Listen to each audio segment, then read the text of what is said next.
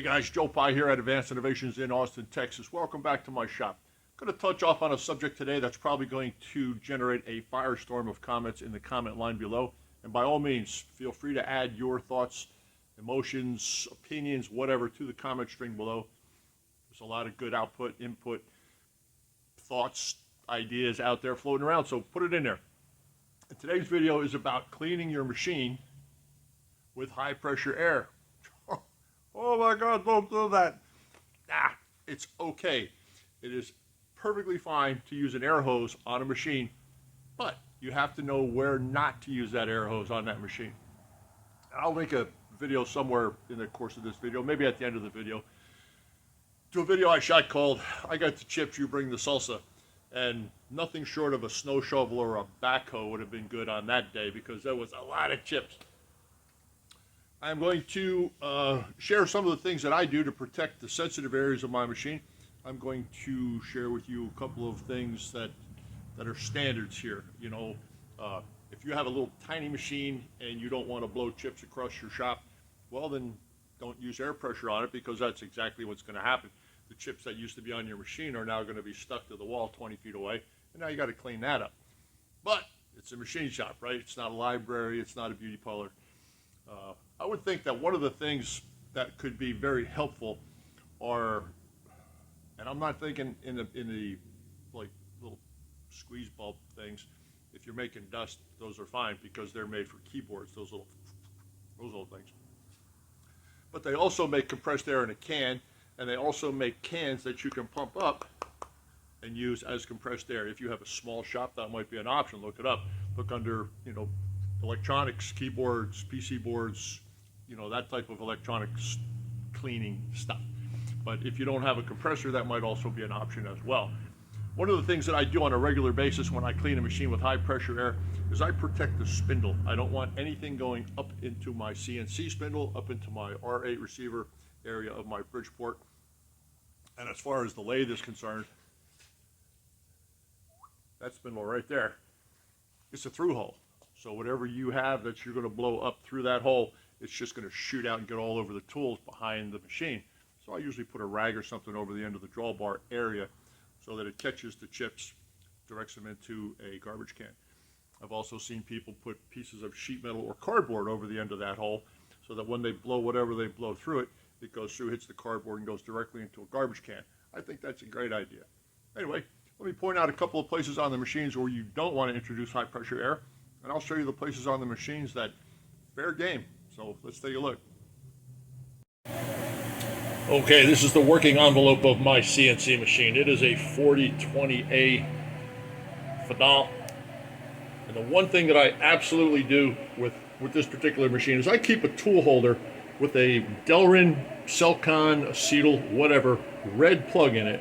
And this is the plug that I leave in this machine when I am blowing it off. I do not want any chips from this working envelope going up inside the spindle. So, I mean, you can stick a rag in there if you want, but this is a whole lot easier, and it also will protect you if you're reaching for something. You're not going to get hung up on any of the lugs.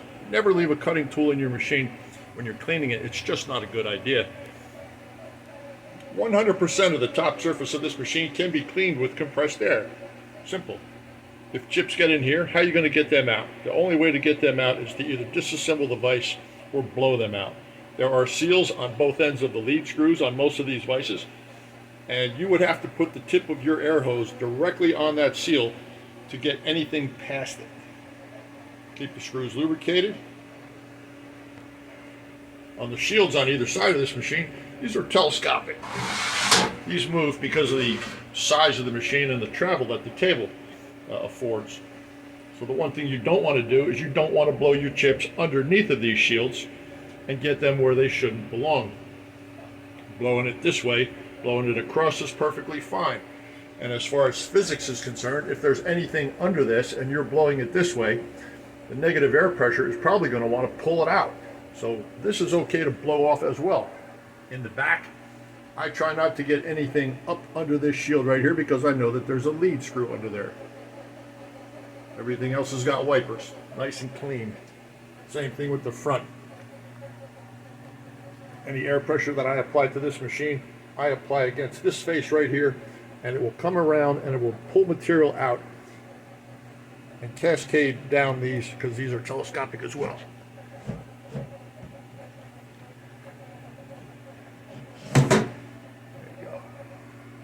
So I try to keep this clean every night. I like to leave it exactly like you're seeing it here. This is my startup mode in the morning. Simple. Know where to put the air hose and away you go. And that plug in the spindle, guys, that's a really good idea, whether it's a CNC or a manual. Okay, over to the manual mill. I have the same philosophy with the top of my table as I have with my CNC table. There is nothing up here that's off limits to high pressure air. Nothing. I will blow off everything with high pressure air, including under the vise, next to the lead screw. Absolutely. Under the vices, alongside the vices, in the back. Open your vise to the point where the carrier clears the back. Sometime today that'll happen. There it is.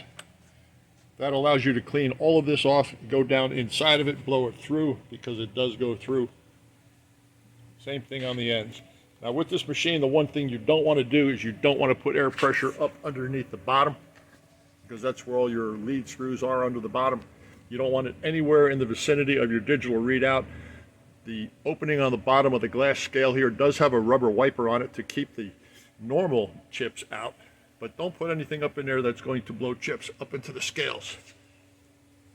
Same thing in the front. These sliding covers right here traverse with the saddle. You don't want to put air pressure down in this area, down here, or in this direction on the machine. You can blow these dials off. Very slim chance that anything's going to get behind those dials.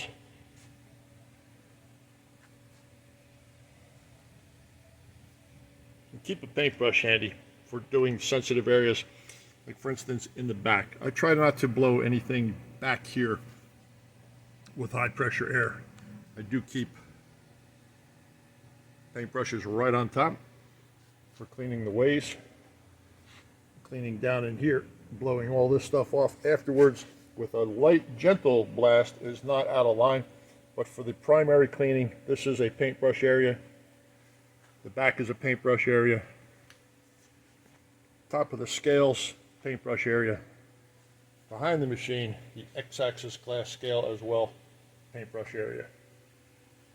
Now I got a little granny hat hanging around here. Here we go, right here. It's a rag with a zip tie around it. I stick that on the spindle at night when I'm cleaning this machine, and that keeps anything from going up inside the head, up inside the spindle.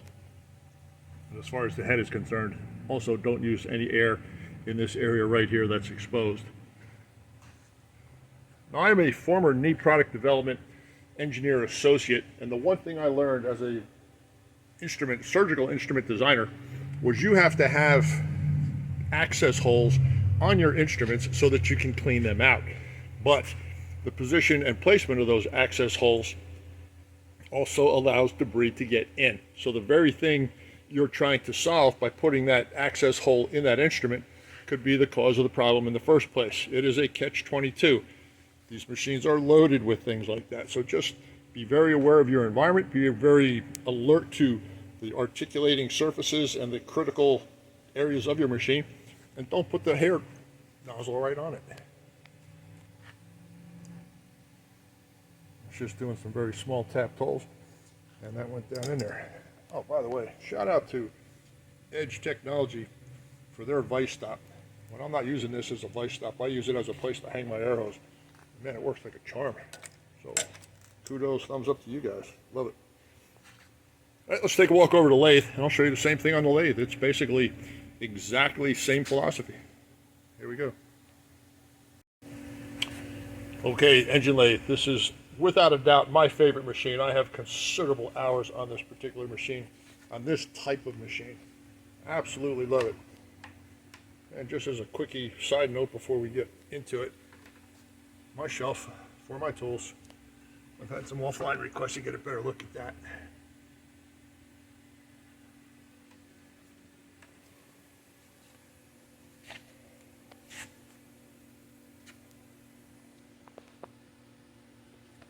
And the collet rack.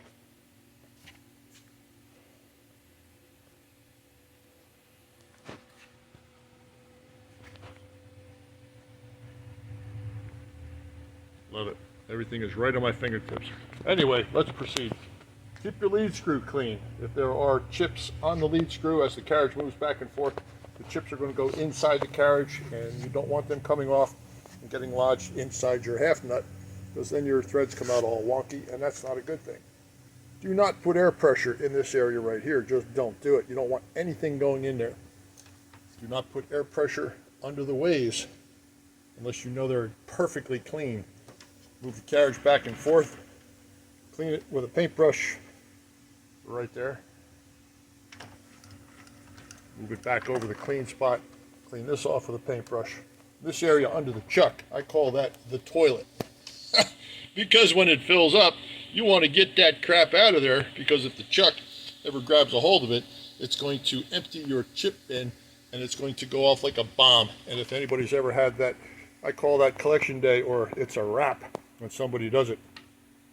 The worst one I ever saw was an 18-inch Mazak, collected up about 3/4 of what was in the chip tray and stalled the machine out. And it took the guy about 7 hours with the Sawzall to clear the massive bee nest from around that machine. That was quite a day. He got an award for that. It's okay to blow the chuck off. Chances of anything substantial going down alongside your jaws is probably not going to happen. Take the jaws out once in a while and put the chuck key in and scroll it.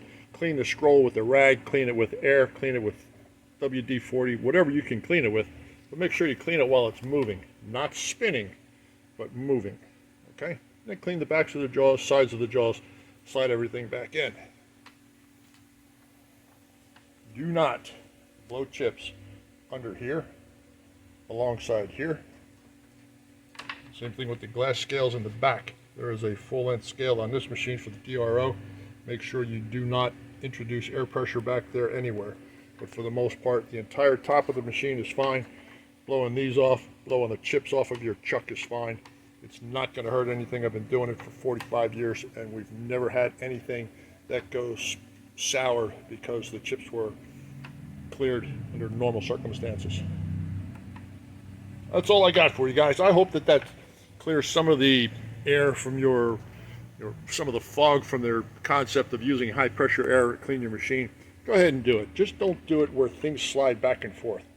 Just be aware of what's moving, what's not, and use your head. Common sense. Thank you very much for tuning in. Joel Pye, Advanced Innovations, Austin, Texas. I'm out.